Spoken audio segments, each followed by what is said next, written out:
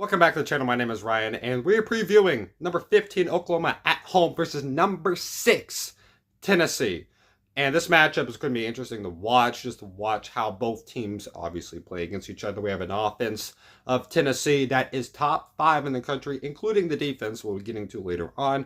And Oklahoma's, who has probably faced a tad bit more competition. Not really, to be honest. Not really at all. But people keep saying that they have. It just means they stake longer in games because their offense is incompetent at putting away teams. Just saying so. If you can't tell, I am a Tennessee fan. I am biased towards them, and I'll probably show it throughout this video. But for right now, I'll try to keep as even as possible. But you probably know who I'm predicting already. Let's talk about what happened last week. Number 15th ranked Oklahoma played at home against Tulane, and they got the dub. I think it was 34-19. Defense showed out pretty well, especially in the second. I would say in the first half, they did a really, really good job. Offense showed out pretty well. Jackson Arnold had a big run down the left side, but then in the second half, they let Tulane get going, and then Jackson Arnold threw a very, very, very bad pick six that led Tulane pretty much just walk in a touchdown to make it a 5-point game. And then you had a guy by the name of Billy Bowman, who's actually a really, really good secondary player, get an interception off of a double tip pass, and which led to Jackson Arnold being able to make a good play because Jackson Arnold is pretty fast. He is very fast. And fun fact about Jackson Arnold, he is right now the leading rusher on Oklahoma's football team. Excuse me. That's not good for Oklahoma because it's not even over 200 yards. We're 3 games into the year. This is looking like Florida State's rush game right now. It's nothing much from the running backs. To give an example, I think Dylan Sampson has like 400 yards already on the year. We had 2 guys, almost 3 against Kent State, get over 100. I'm not saying that Kent State's impressive, but it's not like y'all had to play Temple and Houston, and Houston lost 27-7 to UNLV, and it took you until the last minute to get a safety to seal up the game, and even then it was a 4-point game. So, just saying, this offense ain't that impressive so far for Oklahoma, especially the rush offense. Here are some stats to keep in mind for right now. Tennessee right now is averaging 63.7 points per game. That is 9 touchdowns per game. 639 total yards, and this is going to be surprising for y'all. 306 passing, 336 rushing. That's really good. That's really balanced in the process. You would think for a team that's 639 total yards, most of it would probably be passing in a very elite passing game. Nope, it's rushing. That's what we're good at. And a lot of people don't think about that. We think about the Hendon Hooker era, going deep to Hyatt. You have Tillman, Keaton. That's not what we are. We have an elite run game led by Dylan Sampson, that man, myth, the legend. Let's continue, though. We have 22 plays of 20 plus yards. 22 plays of 20-plus yard plays. That's a lot. That's about an average of 7 20-plus yard plays per game. That's really, really good. And a lot of them are rushing plays. A lot of them are rushes, just right up the middle. There goes Sampson. There goes Bishop. There we go.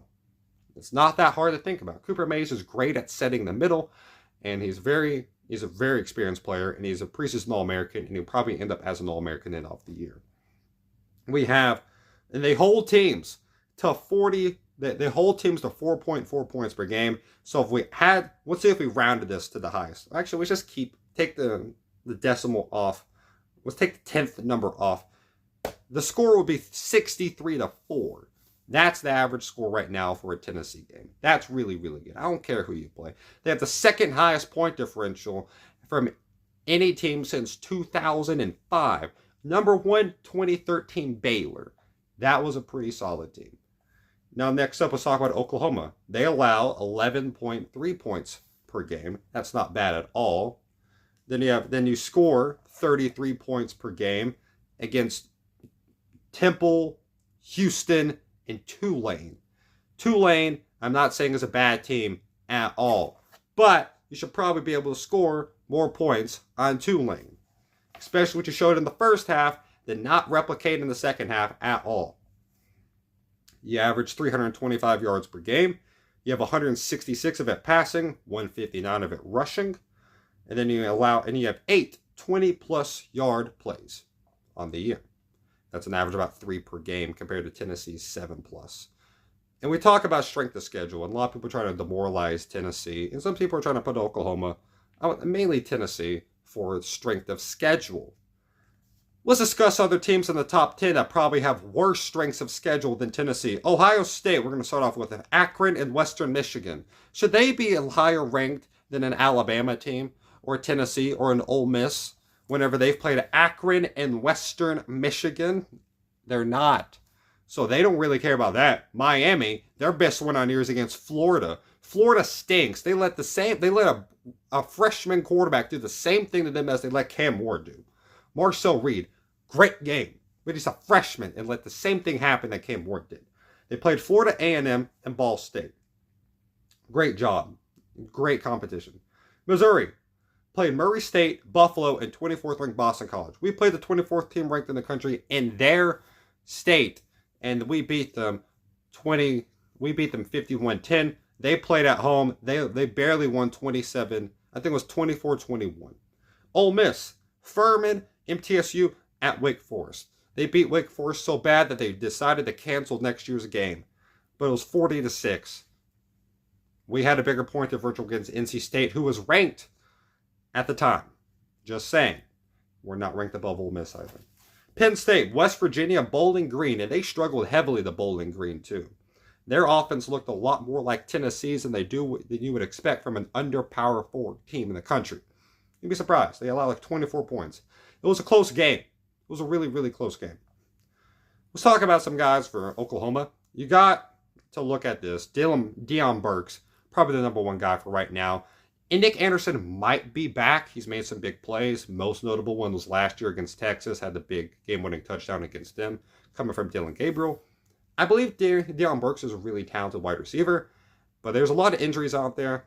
And if Tim Banks can focus on one guy, he's probably able to not shut them down. But you watch what he did against Casey Concepcion and NC State. He couldn't really get a lot going after the first half. So let's see if that's going to continue on with Deion Burks. But if Nick Anderson's there, we'll have to see how Nick Anderson's going to play. They'll definitely have to change the secondary up at least a little bit. Because a lot of these guys are newer, but that does not mean they're bad if you're new to the system. Like if you go to a new job, that does not mean that you're bad at your job. That just means you're a new person there. We got to test you out and see what's going to happen. If you do a good job, you're going to have to prove it. You're going to have to prove that you're going to do a good job. And this is how you're going to be able to test it. If you get rushed in one day, let's say you're working, let's say a fast food place of some sort. Arby's. Why not work at Arby's? You might be really good there. Who knows? But if you have a happy hour rush or something of that nature, it's lunchtime and people for some reason are wanting to go to Arby's out of all places. Shout to Arby's. We're going to see how good you are there. When you have pressure on you, how will you thrive? Same thing with this Tennessee secondary. We're going to see how they thrive or fall depending on what happens at Oklahoma. Will they get flustered? Will they not? A lot of these guys are newer to this team and mainly newer to the situation that we call big games in the SEC. Big time. So we'll see what happens. Then you have Jackson Arnold. Jackson Arnold, I described in my short as a guy that is not that impressive so far. For what I expected is not what has been given. He does not have the big play threat that I thought he was going to have so far. He struggles in the second half repeatedly. Once defenses can make adjustments, he does not seem to adjust well from then on. But one thing about Jackson Arnold, he can't make plays while running. That's going to be a difference. Grayson McCall could not run at all. He has the speed of a sloth. No one else can run that they faced yet. We will see how they have to adjust to a guy who can run. It's not like this is the first time we had to see it, though. Last year I had to play Jalen Milroe. Brady Cook. Beck could run a little bit. But, I bet Arnold's more like Brady Cook speed. Brady Cook's pretty fast. Arnold's pretty fast. No one's as fast as Jalen Milroe. And no one's built like Jalen Milroe either. So it's going to be a bit different compared to that. But it's not like we've never had the faces before. And Jackson Arnold, he has a tendency throughout the game to throw the ball right to a defense. I compared it to the Brett Favre tendency. Brett Favre was a great quarterback, but the main flaw that he had was he would always throw the ball at least one point in the game right to the defense. And he can't do that against Tennessee. We saw what happened. Pick six. and that flipped the game against NC State. You really can't do that. But also, Jackson Arnold can't extend plays very well. He can make some good throws. The O-line's got to be able to hold up, though. And you might look at the stats and say, oh, Tennessee's only had 4 sacks on the year. A lot of times have been deflections. A lot of times it's just they punt so quick. The rush defense has been phenomenal so far this year. And a lot of times people throw quick passes on this team because they are not wanting to have to deal with the rush that this defense can put upon. But you check out a lot of these plays. The interior can get pressure. James Pierce already knows what's up with that. The Oklahoma offensive line is not the best already, and they're not even fully healthy. So they're going to have a rough time having to guard James Pierce, and then Norman Lott, Amari Thomas, and then you have a rotation of other guys coming in, and then another rotation. And by that point, you might be worn out, and that might be the end of the first quarter. Who knows? Depending on how the offenses play out, James Pierce could play the entire first half. Who knows? We do not know. We shall see what happens. If Oklahoma's going to win this game, it's going to be by getting after the quarterback. You're going to have to come off the tackles because there's no way Cooper Mays, barring injury, is going to let you do that to him. He does not get pushed back. He's a preseason All-American, and he'll probably be an All-American when the year ends. So Cooper Mays is going to be very, very good. He's experienced. He's played against the best tackles, defensive tackles, and defensive players in the country. A lot of them already in the NFL. So he knows what's up. You're going to have to get him on the tackles. You're going to have to blitz. Brent Venables is a very smart guy. He's played against a lot of elite quarterbacks. And this is the game we're going to be able to say, is Nico Iamaleava elite? We shall see what happens. I think the number one guy for Tennessee is not going to be Nico Iamaleava. I believe it's going to be Dylan Sampson. A lot of times in life, you don't get one shot at greatness. Very rarely, especially in football, you get 2 chances at an elite guy that's pretty much the exact same as the first guy that you had, that you did not use to the best of your ability. What am I comparing him to? Alvin Kamara. Dylan Sampson is very similar to Alvin Kamara. Very elusive out of the backfield, good hands, can make plays, saves a lot of drives, can make 2-yard plays into 12-yard plays. Has showed a lot with Kamara. Butch Jones didn't use him well because Jalen Hurd was a running back. And then Jalen Hurd kind of quit on us mid-year. Then we have Dylan Sampson right now, which in my opinion, I think was the best running back last year. We just didn't play him enough because, well, Jalen Wright, you had Jabari Small. And Jalen Wright was really, really good, and so was Jabari Small. But I always liked Dylan Sampson the most. And people talking about, on the road, you play a really tough defense. How will this rush game show up? We averaged 300 rushing yards on the year. Against Iowa, a top 5 defense in the country, we had 133 rushing yards just from Dylan Sampson alone. That's a top 5 rush defense in the country without our number top guys at offensive line, without a full offensive line group. And also people talk about how would Nico do on his first road test. That's a big deal. It's going to be different. But he did have to play in North Carolina, which was mostly, not by a huge extent, but mostly NC State fans. That's 60-40. So he had to feel the pressure of some sort being in North Carolina. I would count that as a road game. I personally would. Other people also count it as a road game. It's not just me being a biased fan. You're playing another team's state. You're not... When Clemson went down to play in Mercedes-Benz Stadium against Georgia, are we really counting that as a neutral game? Are we really? South Carolina is really close to Georgia. But are we counting that as a neutral site game whenever it's in Georgia? I'd say it was a home game for Georgia. Whenever the Virginia had to go play Tennessee in Nashville, it's a neutral site game, but it's really a home game for Tennessee. Same thing with NC State. It's a technically a neutral site game, but it's in your state. You're going to show out a bit more. You're going to be probably more prepared. And they killed them. They really did. They had a tough start, but they worked their way in. And I think that showed out for Nico, how he bounced back on that drive. Had the pick. Went out and got a field goal. Then they went deep to Squirrel White. He hit. He missed the throw at one point, but then throughout the game, he was just hitting balls on the money, hitting everyone on the money. Very good stuff from Nico. I'm going to see how that continues. Arnold, we're going to have to see how he bounces back from adversity. He did not do a great job against Houston. And against Tulane, he did make a big play, but it was by rushing. We'll see if he can make a big play by throwing. If he makes a big mistake, which he probably will at least once, but both quarterbacks might make a huge mistake at least once throughout the game, possibly multiple times. Again, we shall see what happens.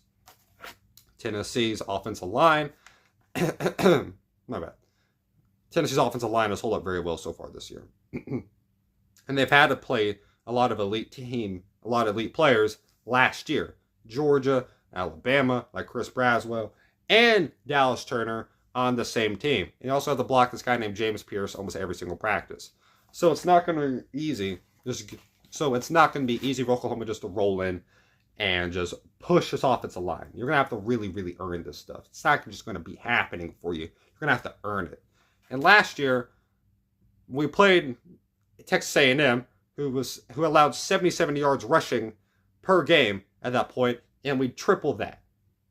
238. In a game that we could not pass the ball. Joe Milton was atrocious. But I doubt A&M's rush defense is worse than Oklahoma's rush defense. In my opinion. Heupel's showing up for this game. It's going to be a comeback game for him. I'm interested in what's going to happen there. If he's going to be welcome, is he not? We shall see what's going to happen. We will figure this out together. I think he won't get received extraordinarily well because, again, you're playing a top 6 team in the country. I doubt you're not, as a fan, you're not going to, we'll support our guy. If we win, we'll support him. Hey, good job. Thank you for doing Oklahoma. While you're just like, hey, we just beat you. If you get killed, you're not like, well, he was great for the team at one point. When your team's losing by 40 in the fourth, you're probably not going to be thinking that. You're probably complaining, whining, and going on Twitter and complaining to more people that agree up with your opinion about how bad your team is. Because Oklahoma fans are I did not realize how strongly they critique their team. Welcome to the SEC, because we highly critique our team. I didn't realize how much you critique your team too. We shall see what happens, though. Secondary might be an issue for us at times. Again, we do not know how it's going to happen if the front line can do their job and we can slow up the rush game. I believe our secondary will be okay. They'll probably hit some plays on us. Arnold can be very, very accurate at times. Probably looks like he has a good arm. He'll probably be able to hit some good plays. And with Nick Anderson, and maybe coming back, he probably will be back.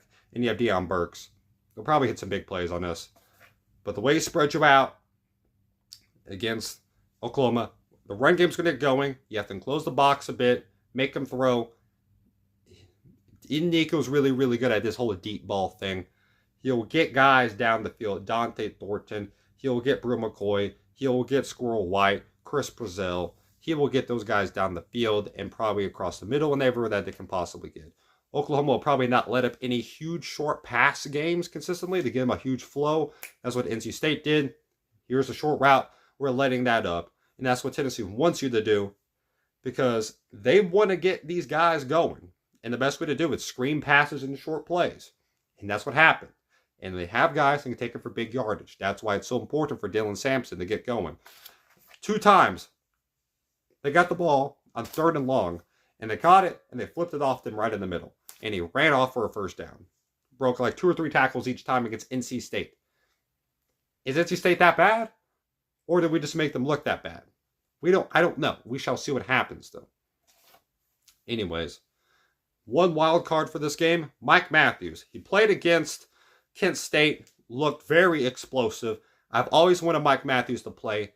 He is a freshman wide receiver. He's extraordinarily talented. I believe he's a top 3 wide receiver on this roster right now.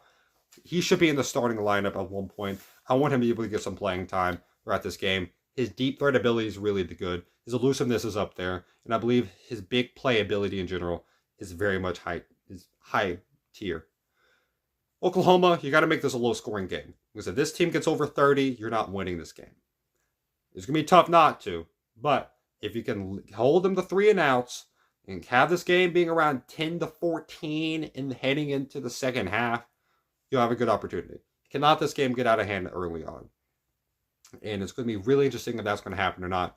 Jackson Arnold's going to be the main guy because they're going to be able to get after the quarterback. But a lot of times when Arnold runs, he cuts the tackles whenever he runs. He doesn't go out wide a whole lot. When he runs, it's right by the tackles. What Tennessee's really, really good at is interior pressure. So he's going to have to make them roll out wide. That's going to lead to James Pierce coming to the outside. So he's going to have to go away from James Pierce when rolling out. That limits that. And Tennessee might be the best team in the country at pursuing the runner. You watch against NC State, they pursued the runner to perfection. They do it against everyone. They did it last year, just not to the same extent as this year, though, they've done so far. They'll be able to pursue the quarterback very, very well. What you don't know, if you don't know what that means, they mean if the guy is rolling out and the guy who has the ball, these linebackers and corners, or not probably not corners, but these linemen and linebackers will go after him at all costs, successfully at good angles, and wrap up. They're one of the best teams in the country at pursuing the quarterback and running back once they get the ball. They're really good. Once the opportunity shows, they attack. It'll be interesting to see what's going to happen. And final score prediction. I think this game might be close in the first quarter. I could see a situation like this happening that happened against NC State. Tennessee forces a turnover. Remember, Jackson Arnold in his first ever start, probably against the best defense he's played so far, was against Arizona. He had allowed like he had 6 turnovers. Offensive line looked pathetic. So if they can't stop that, we'll see what happens here. And this is not a thing that happened last year. This happened the start this year in January, I believe. Alamo Bowl, did that happen I think that might have happened really, really late last year. But it's been within a year. Like 9-10 months. You know what I'm talking about. Bowl season. Yeah. But we'll see what happens. Got to keep it low scoring. I don't think you can, though, if you're Oklahoma. It's going to be a lot to ask for. It's going to be a lot to ask for your defense. Jackson Arnold's going to have to really limit his mistakes. That's a lot to ask for. I think the poise of Nika will be there. His accuracy will continue. He's talked about how he really likes road games. We shall see if he shows up. Final score, I'm going to keep it the same as I had in my short. 41-20. I think the offense will be there at times for Oklahoma. But I think Tennessee will have overall control of this game. Some big plays here and there. And I think Arnold will have a costly mistake probably around the late first half to allow Tennessee to get points, or early second half to ruin any momentum that they had built up. That's my opinion. Put down in the comments your own opinions about this. Hope you have a great day, y'all. Stay safe. And remember, God bless y'all.